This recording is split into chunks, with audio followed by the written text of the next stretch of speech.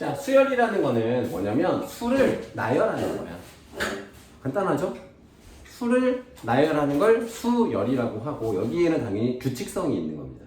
자, 예를 들어 촬영아 1, 3, 5 다음엔 7, 그치? 이 패턴을 우리는 알 수 있잖아요, 몇 개를 보면. 근데 이거를 이제 식으로 나타내는 거야, 수열은. 말로만 하는 게 아니라.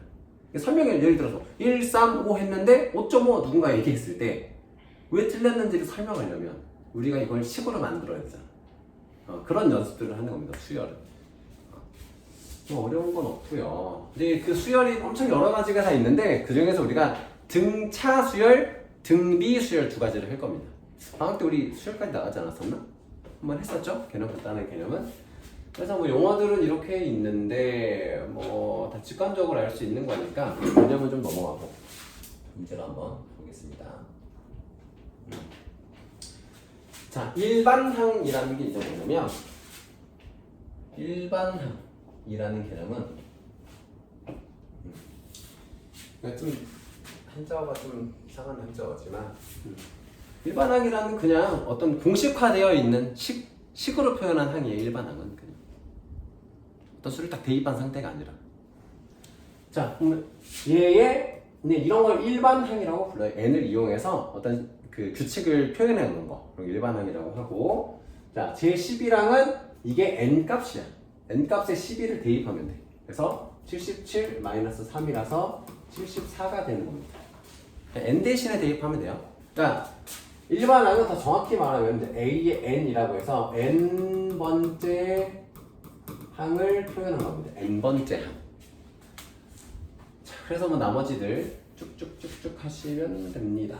뭐 어려운 게 없습니다.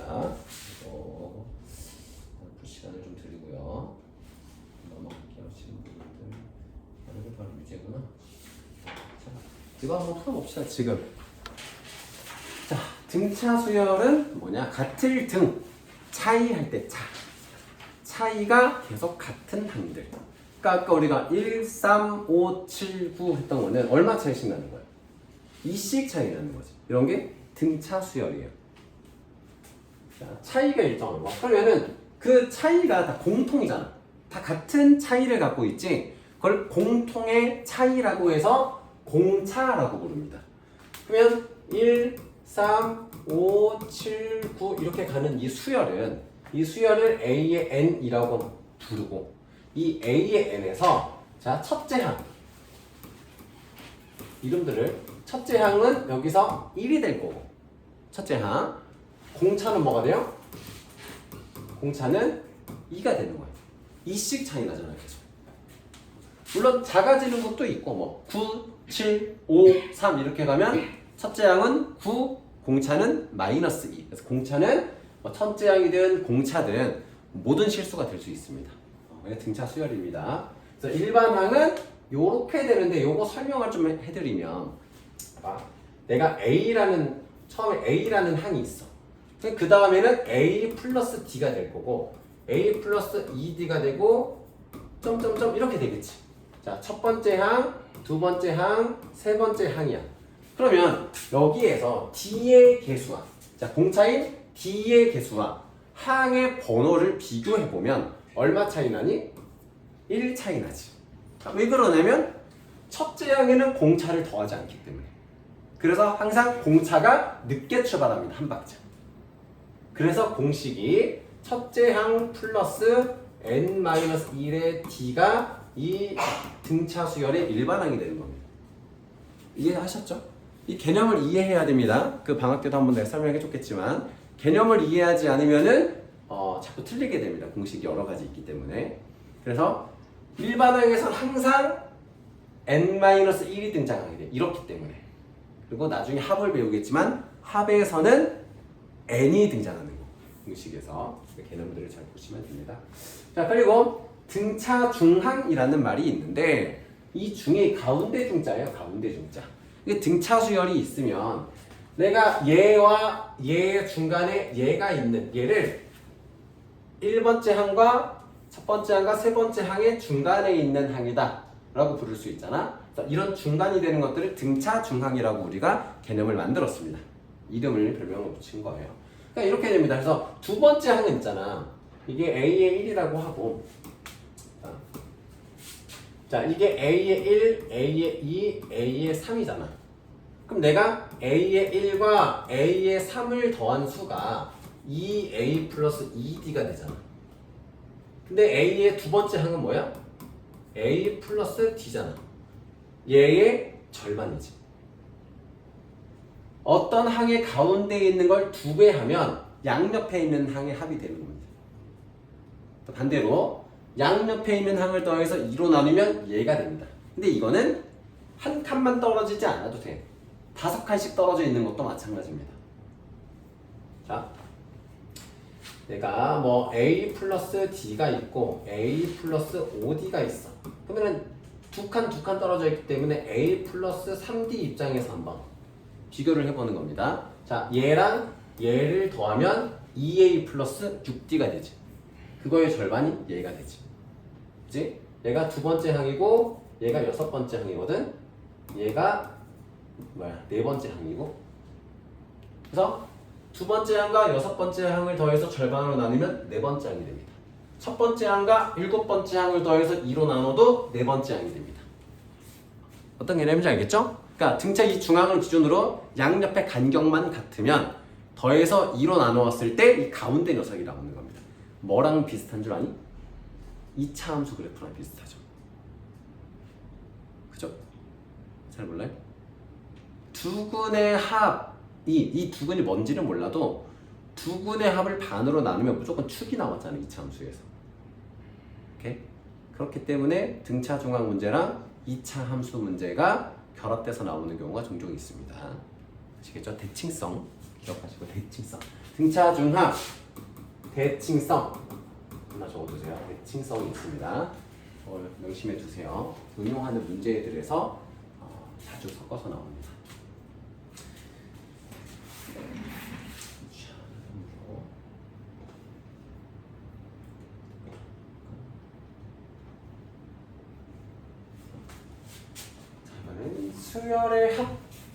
수열의 합은 간단한 게 일단 1부터 10까지 더하면 얼마야?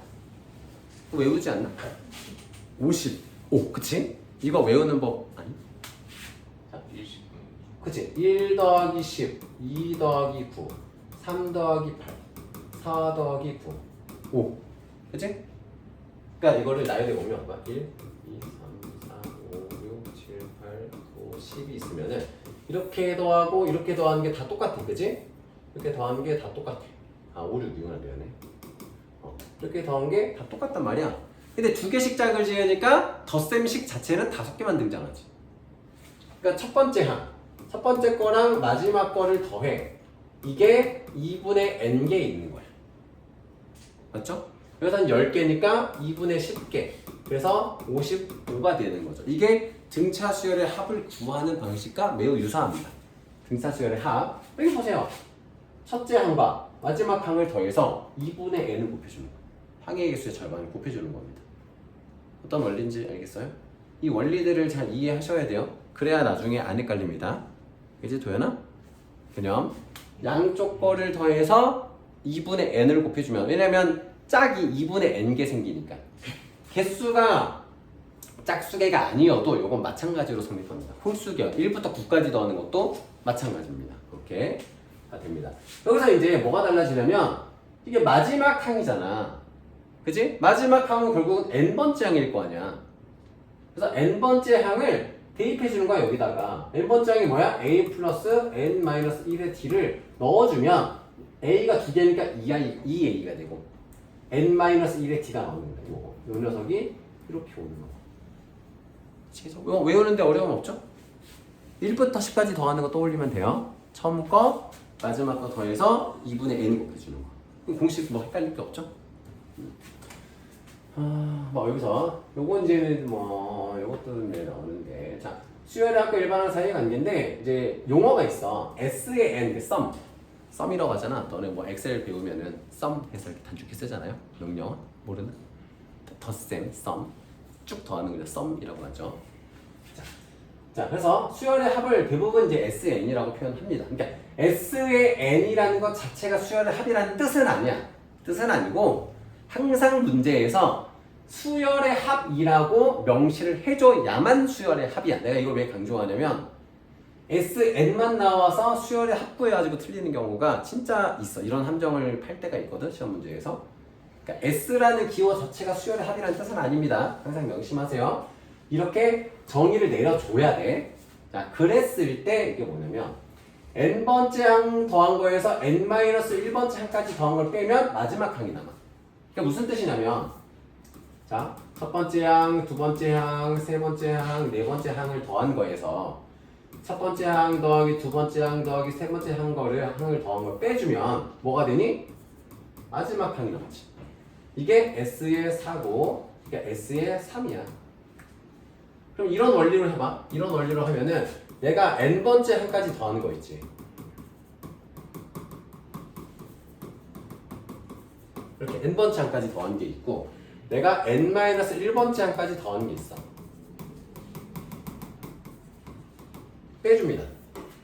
빼줍니다. 어떻게 됩니까? A의 n번째 항만 남죠. 이런 원리. 대신에 주의해야 되는 거는 A의 1은 그냥 S 이 수열의 합에서 1 대입한 거랑 같습니다. 항상. 나중에 문제 풀 때 설명할 일이 있을 텐데 이거 간단하게 풀기 좀 합시다. 자, 이런 거 너무 쉽다, 그지? 뭐겠어? 이일 거야. 직관적으로 다 알 수가 있지? 뭐 해볼 만한 게 별로 다 공식이니까. 첫째 항이 12고 공차가 마이너스 7이니까 첫째 항 더하기 n-1에 곱하기 마이너스 7인 거니까 산수만 안 틀리면 이제 마이너스 7은 나올 건데 여기서 너네 좀 알면 좋은 게 등차 수열의 일반항은 보다시피 1차 함수야. 1차 함수로 나오고 기울기에 해당해, 공차가.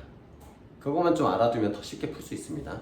일반항을 만들 때 이 공차가 마이너스 7이면 마이너스 7n이 나오게 돼 있어, 무조건. 아시겠죠? 이게 공차야, 공차. 그런 것만 좀 알아두시면 되고 2-1번 첫째 항의 3인 등차 수열에서 세 번째 항과 네 번째 항. 자, 이제는 등차 수열을 풀면은 이제 기계적으로 뭐가 나와야 되냐면 A의 3라는 거. 세 번째 항은 A 플러스 2D구나. 네 번째 항은 A 플러스 3D구나. 이렇게 나오면 됩니다. 그냥 바꿔놓으면 쉬워요. 이거 두 개를 더하라 그랬는데 첫째 항이 3이라 그랬잖아. 그럼 얘도 3이고 얘도 3이니까 6 플러스 5D가 나오고 얘가 16이라서 5D가 10 그래서 D가 2가 되잖아. 그러면 A의 5라는 거는 A 플러스 4D니까 3 플러스 8이라서 11이 되겠죠. 자, 3-1에서 자, 여기서 처음으로 양수가 되는 거. 그러니까 뭐 직관적으로는 알잖아. 3씩 커지니까 언젠간 양수가 될 건데 이거 일일이 다 하는 건 오래 걸리니까 일반항을 만들어서 구해주면 쉽습니다. 자, 일반항은 어떻게 되냐면 첫째 항은 마이너스 40이지. 플러스 n-1에 공차가 얼마야? 공차가 플러스 3. 그럼 이게 양수가 되려면 n이 몇 번째부터 양수가 되는지를 찾으면 돼요. n의 최소값을.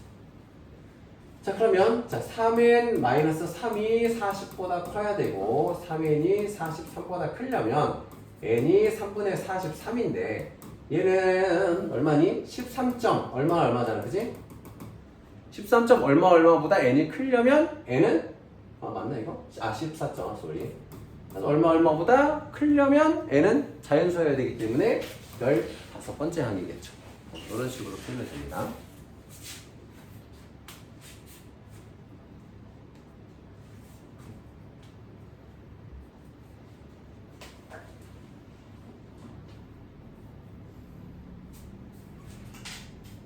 그리고 자, 네 번째 거. 자, 이것도 이제 한글을 잘 안 읽는 친구들한테 많이 어려운 문제가 될 수는 있는데 자, 이런 거야. 희진아, 너랑 선생님 사이에 학생을 3명 앉힐 거야. 그럼 몇 명이 돼? 다 해서 5명 되는 거지, 그지? 간단하죠? 이게 약간 니네들이 초등학교 때 그거랑 좀 비슷해. 가로수를 몇 미터 간격으로 세울 거야. 총 뭐 100m의 거리에 100m 거리에 나무를 10m 간격으로 세울 거야. 그럼 나무는 몇 그루가 돼? 뭐 이런 개념. 11그루잖아, 그지? 그러니까 100에서 10을 나누는 건 간격의 수잖아. 그러니까 그런 것처럼 집중해서 개수만 잘 세면 안 틀리는 문제. 그러니까 그냥 이런 거야. 마이너스 2와 18 사이에 4개의 수를 넣으면 항이 몇 개야? 6개야. 그래서 안 헷갈리게 위해 요령을 좀 알려드릴게요. 요령을. 이거를 새로운 B라는 수열로 만들어. B의 1이 마이너스 2고 B의 6이 18인 거야. 이렇게 해놓으면 쉽습니다. 자, 가운데 4개의 항의 합을 구하라 그랬으니까 얘는 얘부터 얘까지 항을 다 더해가지고 2개 더한 거 빼주면 되는 거예요. 그냥. 그러니까 일일이 구해서 해도 되지만 요령은 뭐냐면 자 2분의 6에 그지? 2분의 6에다가 첫 번째 항과 마지막 항의 합을 곱하면 이 전체의 합이 나온단 말이지. 이 전체의 합에서 첫 번째 거랑 마지막 항 더한 걸 빼주면 이 답이 나오겠죠. 자, 그래서 16 곱하기 3이니까 48에서 16을 빼주는 거니까 32가 답이 되겠죠. 이런 원리입니다.